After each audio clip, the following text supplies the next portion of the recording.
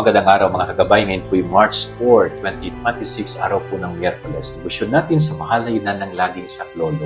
Ako po si Father Marvin at ang ating Ebanghelyo ay hango sa Ebanghelyo ni San Mateo, chapter 20, verse 17 to 28. So, meron pong isang nanay na humiling sa ating Panginoon na kapag dumating yung time na ang Panginoong Jesus ay naghari na, dalawa sa kanyang mga anak sana ang upo, isa sa kanan at isa sa kaliwa ng ating Panginoon.